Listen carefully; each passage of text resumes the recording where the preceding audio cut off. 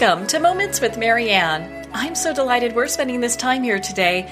We have a very inspiring show coming right up with two very special guests. Our first guest today is Cheryl Hale, and she's here to share with us her new book, Girl Be Brave, 100 Days to Chart Your Course. So how could a forgotten note in a Bible change lives? Cheryl's here to share with us how this all came into being. She's a writer, blogger, business owner who founded Girl Be Brave online community. She started Girl Be Brave after reading a note that her grandmother Frances left her mother in a Bible, which ended with the phrase, Girl Be Brave. Cheryl's hope is that Frances's words reach every girl and woman who need a reminder of their own bravery. So let's welcome to the show, Cheryl Hale. Thank you for having me. Excited to be here. What a joy it is to have you here. And my goodness, I absolutely love this book. I have not been able to put it down since I got it. I'm carrying it around with me. Oh, thank you. Thank you. My heart is in those pages, so that means a lot. Well, and I love the story behind this book. So why don't you share with us how this even became something that you became aware of and a path that you're even on? Certainly. My grandmother grew up in rural Alabama during the Depression. She dropped out of school, married young, had 5 children, 4 rowdy boys and my mom, the tag along. Well, my granddad left my grandfather back in the 1950s, back when women had no support.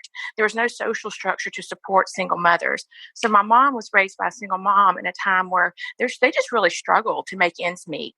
My mom would tell me there were times they had to choose between coal and food. So fast forward to 2016, and my mom is battling breast cancer. My grandmother had been gone more than 20 years at this point, and we're in the kitchen around Christmas time, and I said, hey, Mom, let's break out my grandmother's Bible. Well, in the back was a heart-wrenching letter written to her estranged husband and all of her children, encouraging them and admonishing them to be good people, lead decent lives. Well, the very last line of the letter said, girl, be brave. And I looked at my mom, and here's her mom speaking to her 50, 60 years ago, telling her at this very moment when she is battling cancer to be brave. And I looked at her and I said, I know we're going to do something with this. I knew those words needed to be out there in the world for other people and not just inside our family. Well, and how important is that? And it's a timeless story because when we look, especially when we look at the era of the Great Depression, I mean, choosing between food and keeping heat, that's a big deal. And being able to go, gosh, what are we going to do? And I think a lot of people today maybe feel that kind of struggle as well. I agree. My mom would tell me most of the time they chose to stay warm. But people do struggle. I think that's the common theme that connects us all. And that's what makes those words, Girl Be Brave, so profound, is that need for bravery to be able to face hard things is something we all share. Without a doubt. I mean, what timeless words. And I love how you've really built really kind of this, I don't want to say empire, but really this, empowering brand where women can connect, people can connect and really feel like they're being empowered daily.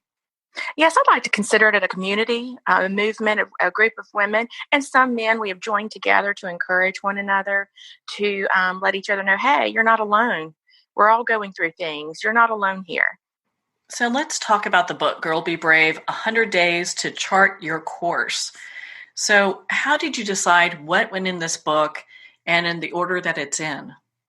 Well, the order is not so much structured in an order as it is everything that is in here, everything that is written is something I've dealt with in my own life, my own personal journey, things I've had to go through, obstacles I've faced and how I've overcome those things or dealt with them. So I'm just like the readers, we're the same. One of my favorite passages is letting go of regret. That's one of the things I've struggled with. I've had to learn how to let go of regret. And so I put out daily motivational content, and I felt like the book would expand on that. It would take out the little nuggets that I try to put out on mostly a daily basis and give more content and context to that to offer more encouragement and more solidarity with the readers. So let's talk about some of the topics that you have listed in the book. A few of them kind of surprised me, but I'm like, oh my God, I'm so glad that these are here. Because when I looked at it, I was like, okay, you don't really see topics a lot of time that talk about, not always nice. I don't know about you. And it's just like, they're just down to earth, common things that we all deal with, I agree. And those are things that I wish we would talk more about. It's so important to be nice, but nice isn't people pleasing. Nice comes from love, it comes from connection. Whereas people pleasing, which can masquerade as nice, trust me, no, do that, have struggled with that, comes from fear. And so it's very important to be able to tell the difference between the two. Am I being nice here, or am I being afraid and dimming my light in the order of people pleasing, really? Well, and to dovetail with that, you have one section that says learning to say no, and how many of us are always saying yes, even though in the back of our mind we're going, I really don't need another thing on my to-do list. Well, I don't know about you, but sometimes in the back of my mind is screaming at me, no, don't do it. You can't do it. You can't. So it's so important to be able to say no and to not feel guilty about that and not really even have to offer an explanation. Just let our no be no. It's okay to say no. We should feel empowered by that. It's a boundary around our time, our mental health, our emotional health. So it's very important to be able to say no. And that's not easy for me, especially when my children were younger. I would try to take part in every activity, the room mom, the this. And it came to a point, it's like, I can't do that. I can't do anymore. This is somebody else needs to step up and let them have a time. But I had to say no. Mama bear there doing everything, right? Right. Well, and I want to know, gosh, because there's so many words to be brave by, words to live by here. Did you really look at your life and go, gosh, these things need to be incorporated? Is that how some of this came into the book? It is. I just kind of going through my life and thinking about the things I would tell my children. I've been an entrepreneur for many years, and so you have to learn how to self-motivate. And so the things I would tell myself when I'm going through difficulty, raising children, working, running a business, all these things, it requires a lot out of a person. And so I tried to take note of the things that I would tell myself and the difficulties that I was facing. Like I said, we all deal with these things, saying no, letting go of regret, self-care, boundaries, all of these issues are very common and it connects us all. So I think it's important to kind of have a discussion about those things, to kind of take it out and say, hey, this is okay. It's okay if I say no to this, and kind of give people that permission maybe to do what they already feel in their heart. Mm-hmm. Without a doubt. What are some of the ones that really stand out for you? You've had the book, you've walked the path. What are some of the ones that you look at and you're like, you know what, this really, and I'm sure it's like picking a favorite child, how can you do that? But this really touched my heart. And it's something that really impacts me today. I would have to, there are so many, but I do especially like Day 47. I have felt my entire life that nobody gets to tell you who you're going to be. I feel like it's very common in our society to put labels on people, to try to put them in a box and say, okay, this is who you are because this is who I can allow you to be. But it's very important that no one gets to tell you who you're going to be. No one has the power to tell you how you're supposed to live your life. But I think as a society, we like to pigeonhole people. And I think even for myself, here I am over 45, starting a new career. People want to pigeonhole by age or race or gender. And I think it's very important to take off those boxes and say, well, I'm not done yet. And I'm not going to live inside that box. I'm going to make something for myself. On day 72, I love this one because how often, and you talked about a little bit about self-care, but a lot of people have like this belief that it's like, hey, if you're taking care of yourself, you've got vanity issues or you're all about you or whatever. And I love the quote that you have next to it, no one can pour from an empty cup. And how true is that? I have struggled with this, and maybe it is my generation or the way I was brought up in a religious sense that self-care was really in self-love. Those were bad things. That was selfishness. And as I've gotten older, I see that it's not selfish. You can't give to others when you're a drained, empty vessel. It's so important. And whatever, self-care is different for different people. But for me, sometimes it's just quiet. Sometimes it's just being able to sit outside by myself and take a breather. But I was taught, not intentionally, but that self-care and self-love, that meant you were selfish, that you were not putting others first. But you have to put your own care first before you can serve, before you can do anything for anyone. That's so true. My goodness, that's so true because it's right. You can't pour from an empty cup. There's nothing there. You know? And so I think women, we do that especially because I think so Mm-hmm. many women were natural caregivers. We take on a lot of responsibility for the home, the family, at work, in our communities. And so it's so easy to get drained. But it's very, very important to take that time and refill to energize your spirit, whatever that does, whatever that is for you. But it's so, so important. So let's say someone, because this is a great stocking stuffer, a gift, especially because we've got the new year coming up, and what a nice time to start working on yourself in a way that can really profoundly affect you. What are some of because I know you've got all these great things on your website that people can also pack with this as stocking stuffers. What are some of the favorites that you have? Well, one of my favorites would be the bookmark. I'm super, super crazy about that one. And I have what I call on my site a reader bundle that is the bookmark and it combines with our journal. It's a notebook with a little pocket in there. It's lined. It's a pretty little combination. So I think it'd be a great teacher gift as well. Well, I'm in love with the art. I'm just going to tell you right now. So, Oh, thank you. Thank yeah, you. I'm looking at this and I'm like, oh my gosh, there's angels and it just, they look so beautiful. I'm like, oh, I need to get one of those Oh, because I it's, love those.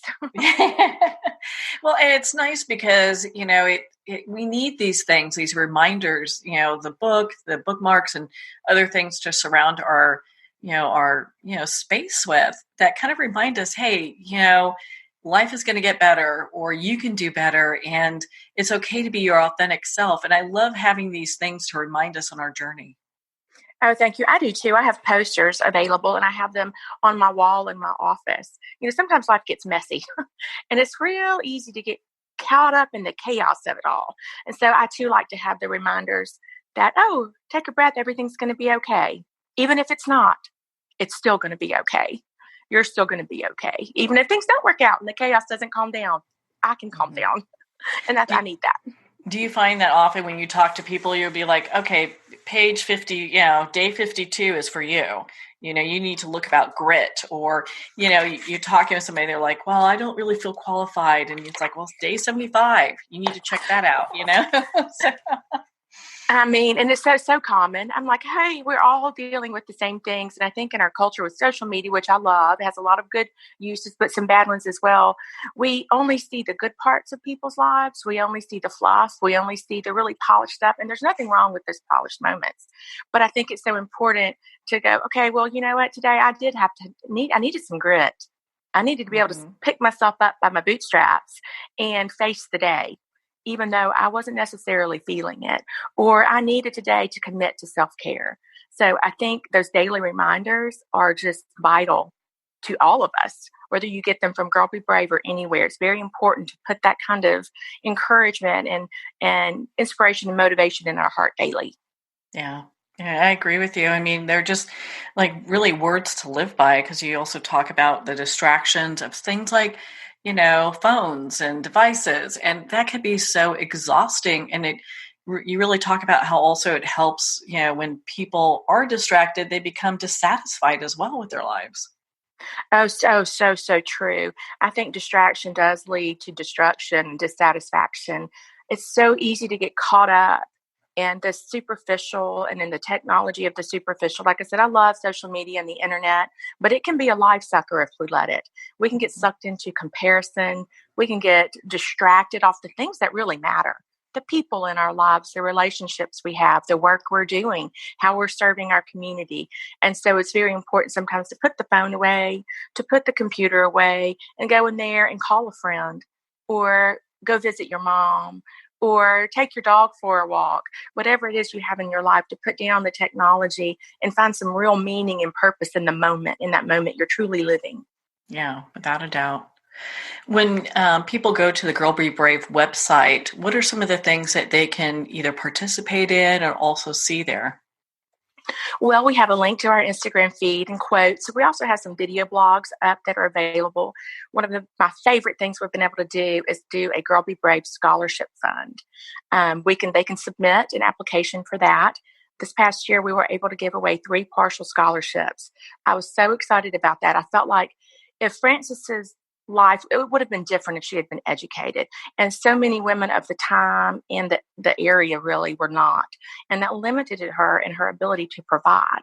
So education, I believe, changes lives. And I feel like if we at Girl Be Brave can take a portion of the proceeds and put it towards those causes, towards charity, towards paying for education for women, then we're going to make a difference. Even if it's a small difference, every little bit counts. I want to make a difference. And I think Frances gets to make a difference as well in that. Oh, I'm sure she's smiling about that. I bet she's tickled. She would never know it, her face being all over the internet. She doesn't know what the internet is, but and just, her words being so impactful, generations later. And you look at this and just how it's impacting everybody. They talk about, when we do these ripples of kindness, you never know, how far they go. And educating one woman, really impacts not just that family, but that community as well. Absolutely. I think we're also connected that way. And I believe just because that one person is there and they're getting an education, they're going to affect everybody they're around, their whole community. Just like you said, it trickles out into other people's lives. I mean, what if that person becomes a school teacher, an engineer, and creates schools and buildings or teaches our children? I mean, for generations, it just keeps coming and coming and coming and coming. So that's my hope. That's my goal with Girl Be Brave, is to spread that momentum of bravery and empowerment through the generations. So if we have either stores or churches or, groups of people who would like to see about carrying Girl Be Brave, where could they go? Who do they connect with to do that? Well, they can contact us through our email. It's info@girlbebrave.com. That's a good place to start. And then why don't you give the website one more time for our listeners that want to connect with you and learn more about your book and become your community, part of your community? Sure. I'd love for them to check us out at girlbebrave.com. Awesome. Well, Cheryl, thank you so much for taking the time to be on the show with us here today. Thank you for having me. This was wonderful. Again, if you'd like to connect with Cheryl, you can at girlbebrave.com for more information. Well, on that note, we're going to pause here for a quick break. You've been listening to Moments with Marianne. We'll be right back after these messages.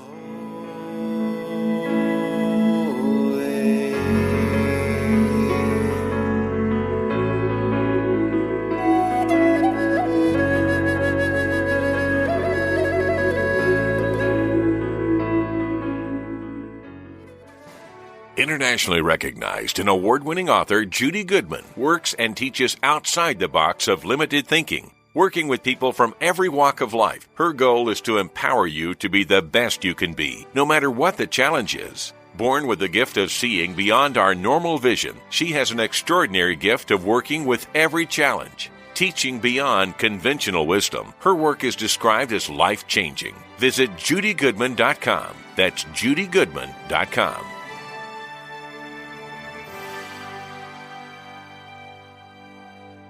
There comes a moment when you realize you're somewhere special, when you discover that each beautiful creature that you see has been rescued from a life of absolute horror and brought to this incredibly free place. Here's where their lives were forever changed and where yours will as well. Discover over 500 tigers, bears, and lions at the brand new visitor center at the Wild Animal Sanctuary just outside Denver. For more information, visit wildanimalsanctuary.org. Discover true freedom at the Wild Animal Sanctuary.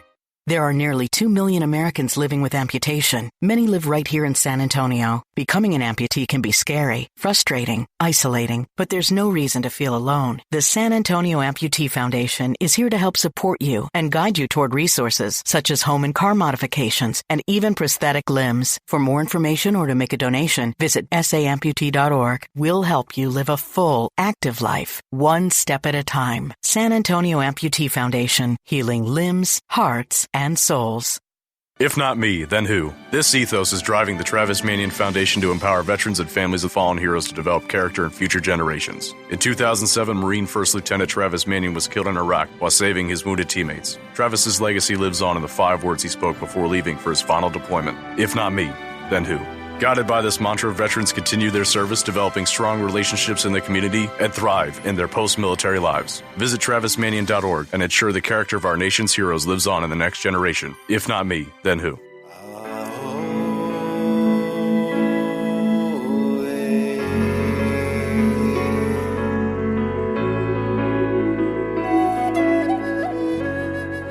Welcome back to Moments with Marianne. We're here today with our next special guest, Karen-Crowley-Susani, and she's here to share with us her new book, Secrets of Sacred Geometry, Solar Geometry for Health and Life. Now, Karen is a sacred geometry and earth energy expert. She's the founder of the Boulder Center for Master Builders, and she's a co-author of Secrets of Sacred Geometry, which shares how our ancestors used the patterns of the sun and earth to create their sacred structures, and how you can use this knowledge to improve your environment. As a former Air Force pilot, her career took a change after she became a mother and wanted her children to grow up in a healthy environment. Karen became determined to share this ancient wisdom to help heal the toxic energies of our modern world. So let's welcome to the show, Karen-Crowley-Susani. Thank you, Marianne. Well, what an honor it is to have you here and to talk about sacred geometry. You know, why don't we start from the beginning? I think a lot of times this gets thrown around as kind of a buzzword, and most people don't even understand what sacred geometry is. That's true. It can be a very confusing subject, that's for sure. Well, and for our listeners that are new to the subject, why don't you take a little time to explain what sacred geometry is? Okay. Sacred geometry, we can break it down into 2 different words. One is sacred and the other is geometry. And sacred, most of the time when we talk about sacred, it's a sacred space, it's a place. And let's see, what happens is it's a meeting or experience of connecting to the divine. So we can think of this like as in, God talking to Moses and him getting the 10 Commandments, or the Virgin of Guadalupe, appearing to people in the fields, things like that. So it's a connection. It's a special place where the divine has met us. And so when this happens, lots of people, they want to mark the place, they want to connect with it, they want to, they want a deeper connection with divinity or the cosmos. And so they decide to, first of all, they mark it. And in the beginning, they marked it with like a stone. The Greeks had a thing called an omphalos, which was in Delphi. It's this round stone that marked their the center of their universe. Like the Druids in Ireland, they had the Stone of Destiny. There's other examples, but the first thing, the most important part is, okay, we're going to mark it, and then what do you do with that? You want to, protect it. Have a protective space around it, and then that's where geometry comes in. So the Greeks, they define geometry as measurement of the earth. And so how do you measure the earth? Yeah, for sure.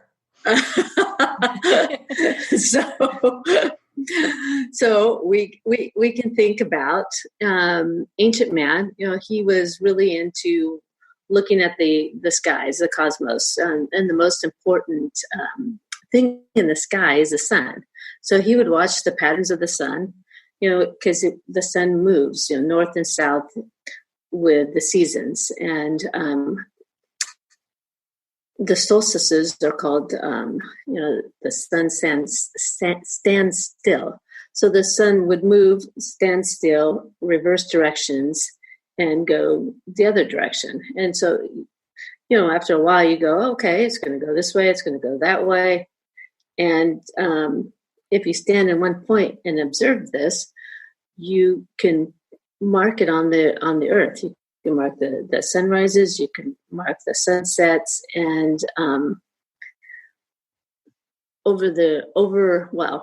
depending on where you live and how cloudy it is, it could take a year or it could take, generations to find the exact location of the sun. And the sun makes a pattern on the earth. And it's a rectangle in some places, it's a square in other places. It changes with how far north or south you are from the equator. And this is the first sacred geometry. It's a pattern of the sun. Does that answer the question? It does. And I'm glad that you broke that down, because a lot of people, they look at this and they're like, well, I see these stones stacked or, these things happening. How does this all come into play with sacred geometry? And what's the meaning behind that? For me and for my tradition in the European master builders, the meaning and it's connecting to the sun and bringing the pattern of the sun to the earth. And what this does is it creates a sacred space. And it's the beginning of sacred geometry because, of course, ancient man, he didn't have all the tools that we have.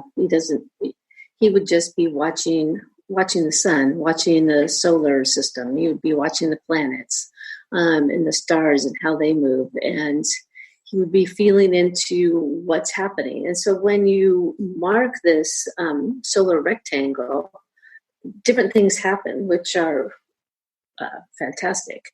It's a mandala.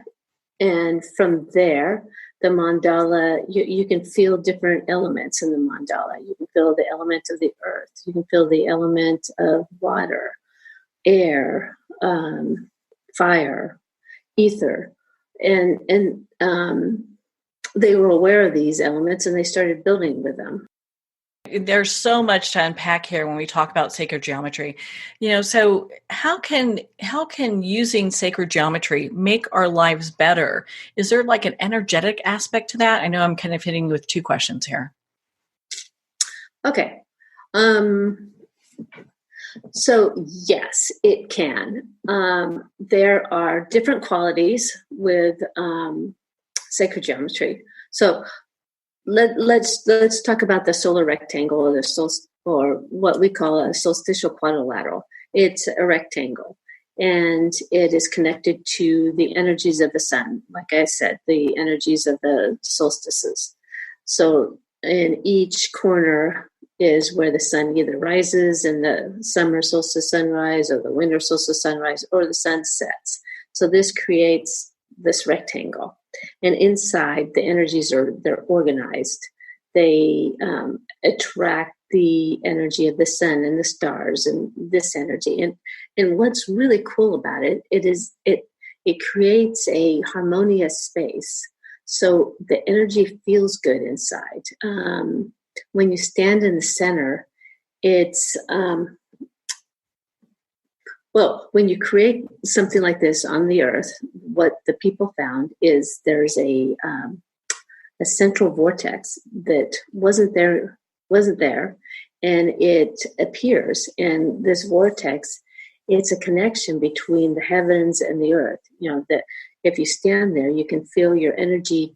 You can feel the earth. You can feel a deep connection to the earth, and you can also.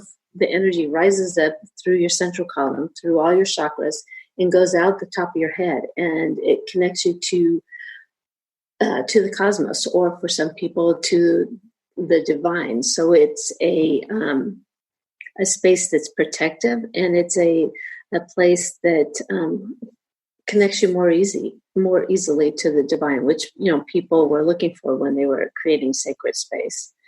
And for us nowadays, this is the beginning pattern of all the temples and churches and all sacred space.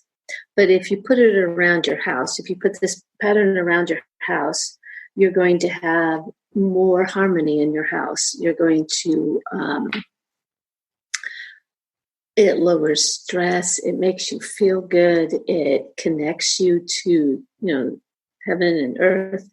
And it's a living structure. It's, and it manifests sacred space. It's interesting because when you look at sacred geometry, it has its own energy, like you're saying. So each symbol, and your book is so well done, my goodness.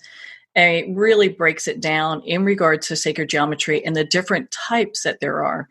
One, if let's say someone's looking to make their own sacred space within their yard, what are some of the things you would suggest?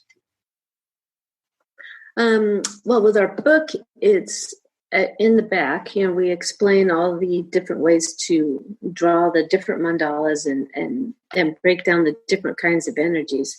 But with your yard, you can do some fun things. If you have a garden, you can plant different kinds of plants in a kind of a rhythm, because when you have a rhythm of like a different kind of an element, for example, like a earth element or a fire element or ether element, you do this in like 3 or 4 or 5 times, the energy gets stronger, and you could actually feel it. It's kind of cool. One of my favorite elements to use is ether, because it relates to the heart and it helps things grow. So it's fun to figure out what this what the measurement of ether is for your particular place on Earth, for the latitude, and you can figure that out. We have a simple math formula that's very easy to do, and you figure out, okay, so the measurement is 21 centimeters, and so you line up 3 or 4 plants, and the energy changes. You can do this in a room, and the energy changes, and you can actually feel it. And you can see the plants. The plants, they are happier. It's amazing. They perk up and they grow faster. They're stronger, and it's amazing. You can also make a little. I had some parakeets, and we put the parakeets in the center of a little mini solstitial quadrilaterals. And the birds were kind of frenetic before we put them in there. And afterwards, they really calmed down. It was quite amazing to watch. They were much happier and, peaceful, but, in a good way, does that? It does make sense. Yeah, I know exactly what you're talking about, because there are also instruments that can measure the difference of the energy itself, from one area. And when we look at within an area that has sacred geometry, how does this relate to both when we look at the moon and the sun? I know that you talked a little bit about the measurements before, but how does it relate to when we go ahead and we have sacred geometry as consideration for our home and our property? How does that relate with the moon and sun? Well, you're putting the pattern of the sun around your house. So it brings in the energy of the sun if you put it on your property or around your house, it brings the energy of the sun to you. It's also, the mandala is also connected to loosely to the moon. It's exact in the area of like Stonehenge. The moon is exactly the same as the sun. But you're bringing in the energy of the cosmos to your house, and so you're becoming you're more connected to your environment around you. You're more connected to the earth. You're more connected to. It's just you feel more in the rhythm of the patterns of life, really. Yeah, without a doubt. Well, and so when someone's inside a structure that is using sacred geometry, what happens inside? Oh, that's a good question. I got lots of them for you, right? And I know that there's a lot of different things. We talked about the energy and how it makes animals and plants feel better. For human beings, how do humans react to this? It's a very good question. So we have a big solstitial quadrilateral around our house, and people whenever they come into our house, they remark at how calm the energy is. We don't have, you know how sometimes you walk into a house and it's really frenetic, or the energy kind of, you feel drained and all that. When you walk into our house, it's a calm energy, but you feel good. I mean, that's very simple, but you feel good. You're relaxed. You feel calm. You're not stressed. It kind of drops away when you walk in the door. That's the best thing I can say about that. Well, and I appreciate you going into that, because a lot of times people don't understand how important energy is in moving, not just, what we want out of our life, but also what we want in our life. And there are certain things that, just like keeping a positive mindset, using sacred geometry for our space really sets that intention as well. Absolutely. Absolutely. I used to live in a house that was by some huge high tension wires, and there was a power substation that lived next to me, that was very close to me. And the house was just, it was a nervous house. You'd come in and it was not calm. It wasn't inviting. It was stressful living there. Actually, it was part of the reason why I got into this work, was because, this is not good. And how do I fix it? And some things you can't totally fix. I did the best I could with that house, but sometimes it's good to move. Yeah, no, I get it. I mean, you can if you can hear the hum of the power lines, it kind of makes you wonder. It's like, okay, what's that vibration doing to me and to my space? And being able to go ahead and just like try to take care of it the best way you can. Maybe not everyone can move. Maybe setting up, a sacred space using sacred geometry would help, at least with that. Oh, it would definitely help, but it would definitely help. It helps calm the energy. And when you set up a space for your house, it helps push down that frenetic energy. But, some places are just more than what you can actually do. So you move. But it took me 20 years. Yeah. Hey, you know what? I get it. I've lived close to things before where I'm like, gosh, that is really affecting, if it's affecting the wiring in the house, it affects stuff. So what is it doing to my body? So, what are some things that we need to really consider for our sacred space when we start getting that set up? Well, one thing is that you want, it depends on your space, and some people are very, very sensitive to their spaces, and some people aren't. So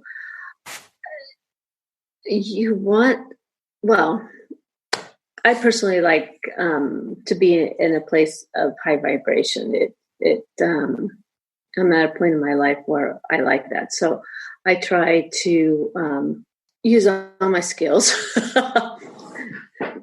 to raise the energy. And in our book, we have different ways to use the geometry to make things that are high vibration, or at least uplifting.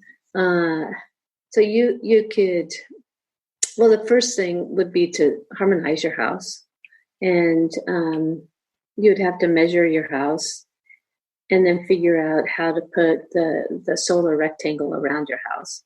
And then you could also do other things. You could do, like I talked about with planting, you could plant plants in a vibration of ether, which would help open your heart and make the plants grow better. You feel better. It's and then you can make fun things. You could. My son, he would line up all the plants. He has plants everywhere, but he would line the plants up in like, oh, let's see what the earth energy feels. And so he would play with the elements with earth. And then sometimes you could play with the elements of, well, how about the first and second chakra? What does that feel like? Or you can play with different elements like, oh, I'm going to invite some friends over. So what kind of vibration or what kind of feeling do I want in the house? Do I want something that has to do with the heart? Do I want to have some sexy time? Do I want to, work with the second chakra and the first chakra? Do I want to have people be able to communicate easier? So you can play with the elements with just plants in your living room and feel and see how you can manipulate the energy just by using simple measurements. It's really fun, actually. Well, I love how in your book, I mean, you really have different sacred geometry structures that are laid out so people can really use this book as kind of a roadmap for developing their own sacred space and which one may be good to use in their sacred space. They do different things. Absolutely. And there's also a lot of historical examples too, which are interesting to read about and see how different cultures created their own sacred spaces and what elements were important to them and how they used it.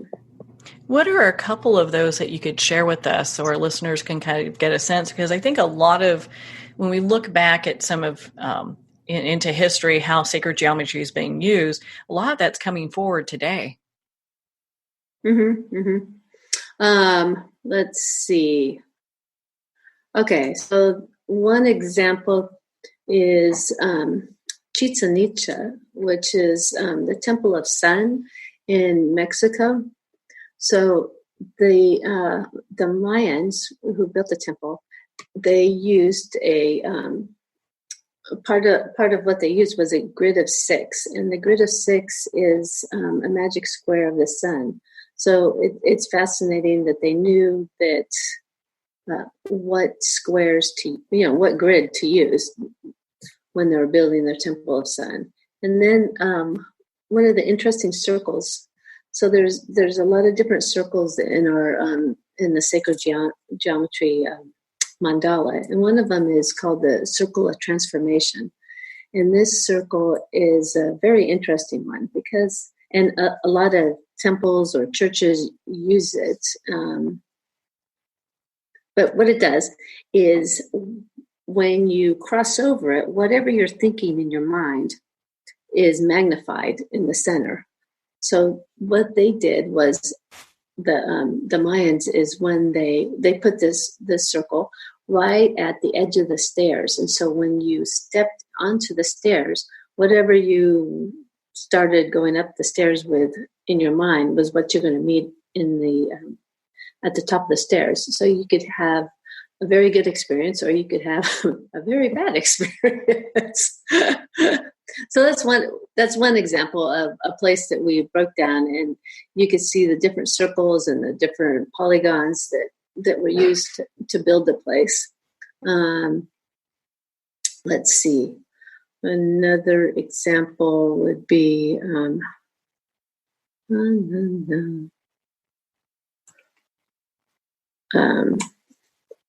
well, I don't have the book in front of me, but another example of something interesting that a lot of the churches would use, and a lot of other people too.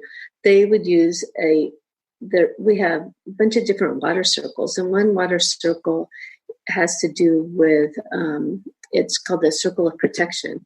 And what it does is when you cross it, it feels like a boundary, and it connects to your thyroid, and it it's not a comfortable, it's kind of uncomfortable. You kind of feel it like there's something going on here. There's something different, maybe a little fear in there. And it would be a circle that you use, that a lot of the churches use. It's a protection because the entities don't like to go over it. Ghosts don't go over water.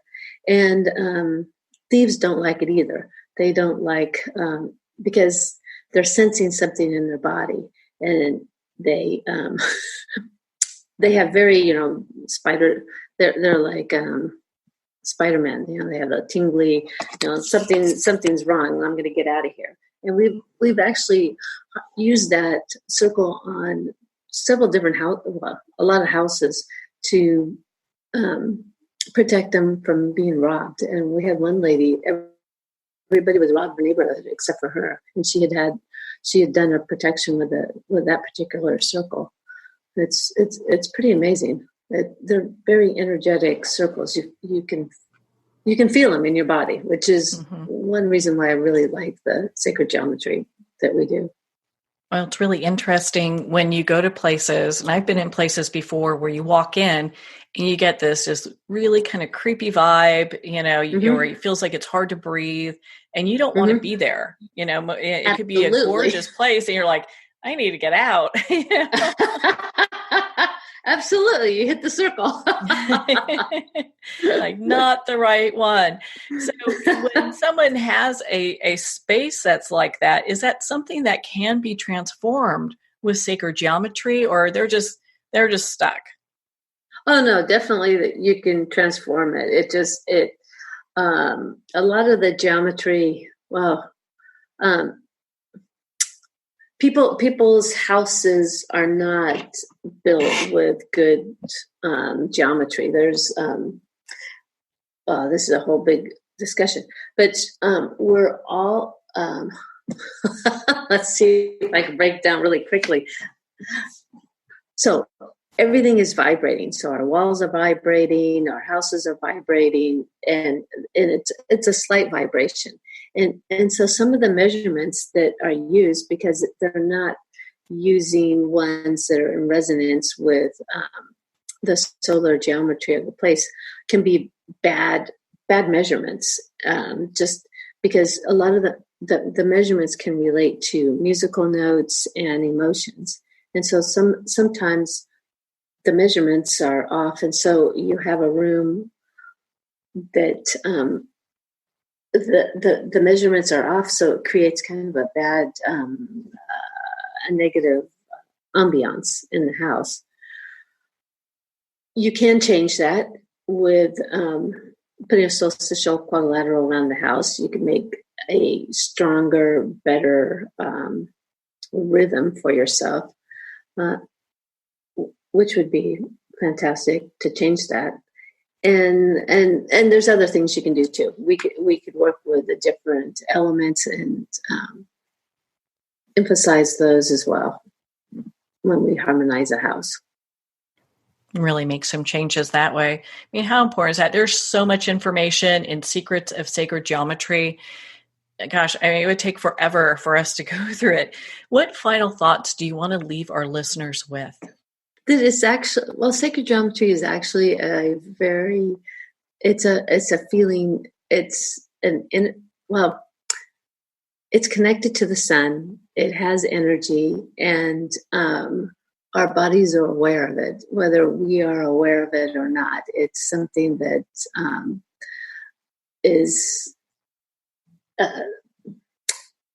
it's something that we're all aware of, and it's important to have a space that nurtures yourself, nurtures who you are, and nurtures you in stressful times. I agree with you, because a lot of times, we're out in the busy world, we're doing things, and then when we come home, or when we come to our spaces or our sacred spaces, these are really places where we find refuge. And Absolutely. it really needs to be a place where we can uplift our soul and our spirit and our bodies. And it's all done energetically. And a lot of times we look at just, we take care of the foods we eat, we take care of what we're thinking about. We also need to take care of our space. And that's what I got from reading your book. Yeah, absolutely. Well, Karen, where can our listeners go to connect with you, learn more about your book, Secrets of Sacred Geometry, and be part of your community? I know you teach workshops. I'm sure there are people who are going, gosh, you know what? I want to dive deeper into this. So where can they go to be part of that? You could go to our bouldermasterbuilders.com. That's where we have a bunch of information about sacred geometry. We have a certification course that's happening in Asheville and in California. We've got to figure out where to go in California, but in the springtime we have 2 new certification courses coming up, and we also have a fantastic tour that we do in Brittany. We go to a bunch of different sacred places, mostly stone places, and we tune into the energy. We learn how to body dowse and connect to sacred sites and learn some sacred geometry about how things were built, different churches, and it's a fascinating thing. Our book is on tripleenclosure.com, but you can find it on Boulder Master Builders. So just go to bouldermasterbuilders.com. We'd love you to sign up for our newsletter. Lots of things that we talk about. And I only send it out once or twice a month. So we don't do every day like some people. Yeah, well, it's got great information. I've been following your community. I highly suggest everyone does as well. Karen, thank you so much for taking the time to be on the show with us here today. Oh, well, thank you, Marianne. I appreciate being here. It's a wonderful opportunity to speak with you. So thank you. Well, thank you, Karen. It's been such an honor to spend this time with you, and of course, to talk about your new book, Secrets of Sacred Geometry, Solar Geometry for Health and Life. If you'd like to connect with Karen, you can again at bouldermasterbuilders.com for more information. Well, we're at the end of our time today. I would like to thank everyone for tuning in. You're listening to Moments with Marianne. And remember, make every moment count.